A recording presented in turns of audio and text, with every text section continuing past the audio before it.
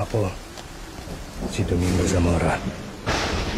Hindi ako mabuting tao.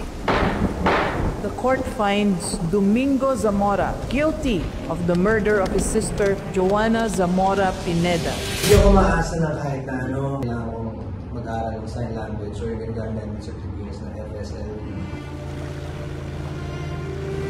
Noon ko pa naririnig ang tungkol sa mga nangyari. May dahilan kung bakit Domsaltik ang tawag sa kanya. May kutubo ko na nagbabalak na ho siyang tumakas. Sobrang naging grateful kasi ito nga po yung kauna-unahang MMFF project ko. Kami sa isang isla, para siyang shutter island na malayo siya sa Cavite. Emotionally challenging tsaka physically. Kahit naman sinong tao, parang hindi naman dapat natin husgahan kung ano yung mga nagawa nilang mga pagkakamali, especially kung hindi naman natin kilala sila personal. Kung bibigyan mong sarili mo ng pagkakataon, pwede namin manya.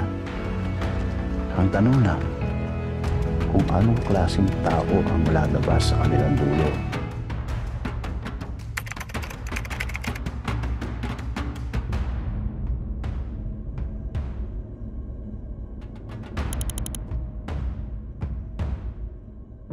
Character ko dito ako si Domingo Zamora, isang notorious criminal na nadala sa isang facility. Nakulong siya dahil sa isang program.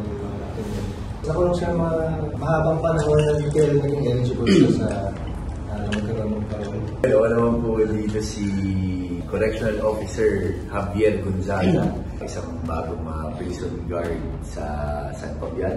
Marami siyang pinagdaan ng bubog sa buhay, kaya yun yung parang bumuo sa kanyang isipan na black and white lang, na ito yung mabuti at ito yung masama.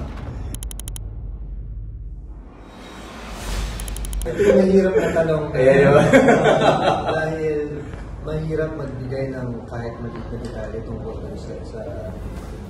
sa green bones, kung bakit merong green bones dito sa picture. Kasi meron akong kwintas na green bone.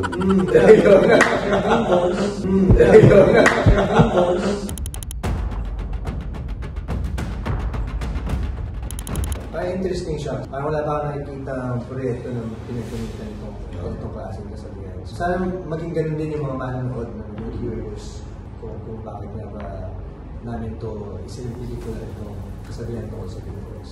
Yes. Tama yun.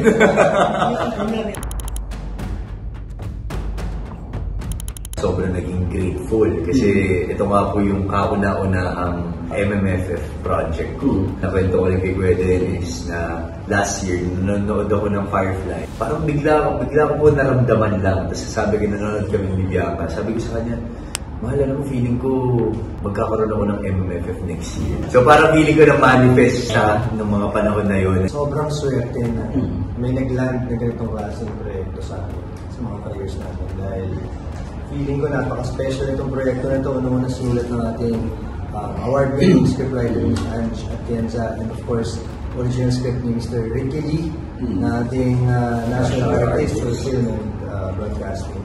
Doon pa lang, parang napaka-special na nung dating ng proyekto. Sabay pa nun, dinirect siya ng isang napakataling na director, Direk Zig Dulay.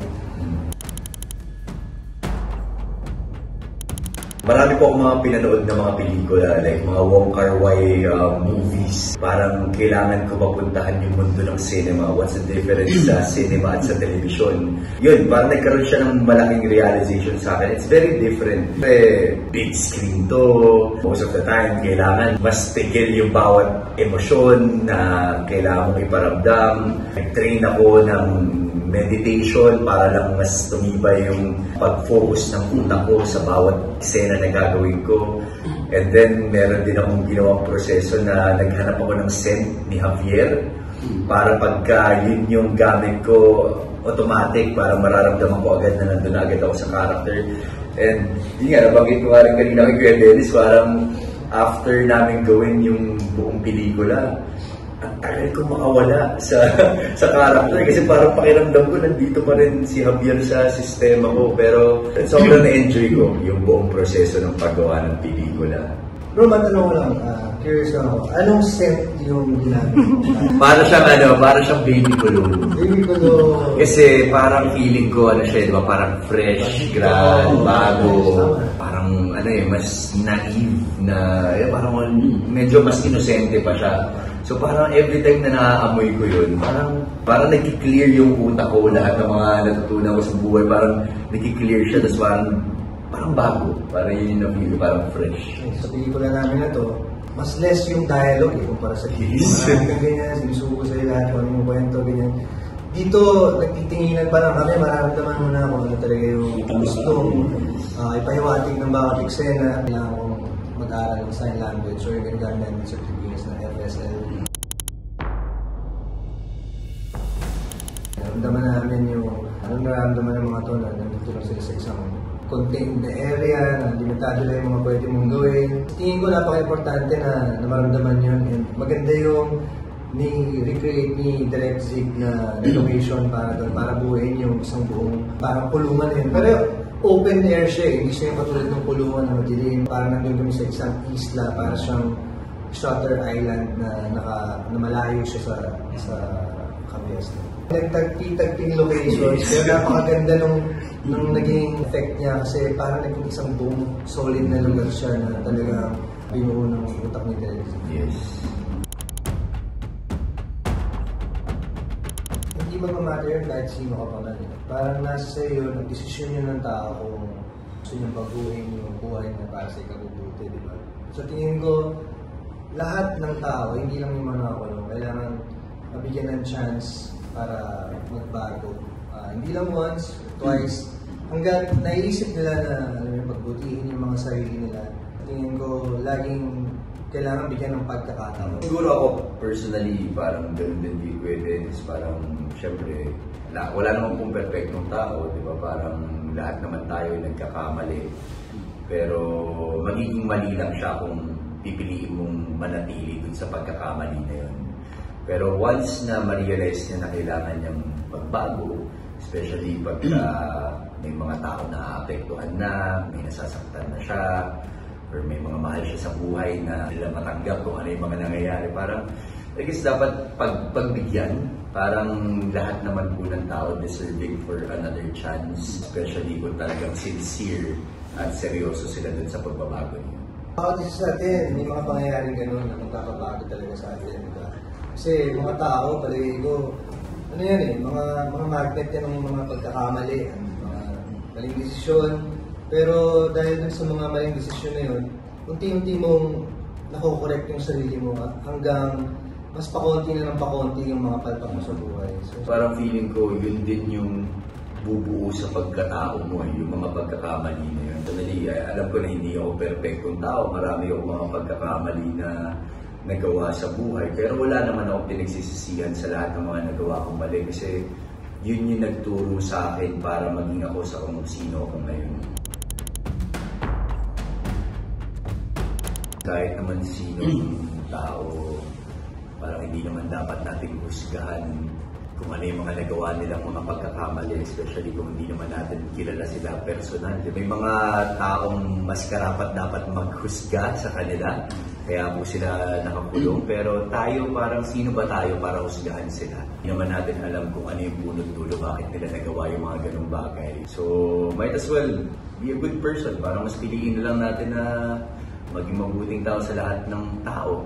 Man ang kanilang estado sa buhay, naman ang kanilang mga trabaho o lagay, parang respetuhin pa rin po natin sila.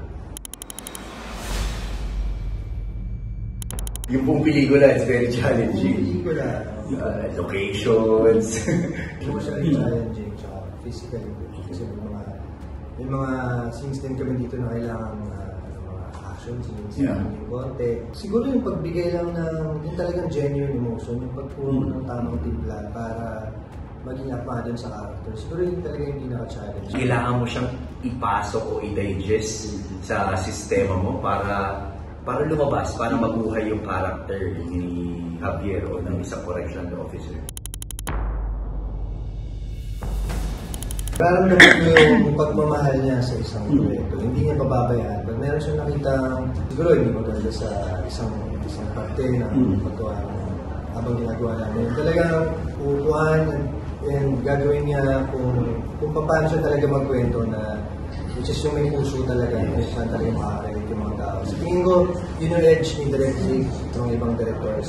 Yung passion niya sa storytelling. Dahil siguro magaling din siyang manunulat. Alam niya kung paano talaga ikwento yung mga naisip niya.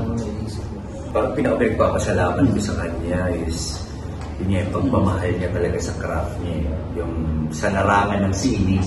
Art talaga to para sa kanya. Time na nag-uusap pa lang kami regarding this project, malinaw na malinaw sa kanya kung ano yung vision niya for this film. So, parang, you know, in every scene sa ginagawa namin, ramdam mo na parang ang daming ways. So, parang gagawa siya ng different versions sa kung paano tatakbo yung bawat eksena. So, parang mula dun makikita mo ma-fine-tune mo kung ano bang klaseng karakter yung dapat kong ilabas dito, ano bang klaseng emosyon yung dapat kong ilabas sa bawat eksena ng ginagawa namin. So malinaw po sa kanya yun at hindi po niya pababayaan. Kaya ako parang nung mga una, pinapanood ko pa yung playback, pero habang tumatagal na naligas, hindi, basta ginuntik ni Direct Zig, okay na yun. Oo naman. Sabi ko kasi, yun yung Square Dance kasi isa sa pinaka-tinitingala ko, pero ma-experience ko first hand kung papaano yung pagmamahal niya sa craft at kung papaano siya mag-prepare sa lahat ng projects na ginagawa niya. Sobrang bilib talaga ako. Kasi nga, nung time na yun, ginagawa niya yung pulang araw. But at the same time, ginagawa rin niya yung Green Boots. Pero makikita mo yung difference ng bawat karakter na ginagampanan niya dito kay Domingo Zamora. I'm sure kahit na ilang mga proyekto na yung tumatak sa ating lahat ng mga ginampanan ni Kuya Dennis, talagang bibilib pa rin po kayo sa kanya dito dahil ibang Dennis Trillo pa rin yung mapapanood niya dito. Thank you. Hindi ako maasa na kahit yung pakiramdam na mapasali kami dito, mapunta yung proyekto namin sa 50th anniversary ng Metro Manila Film Festival.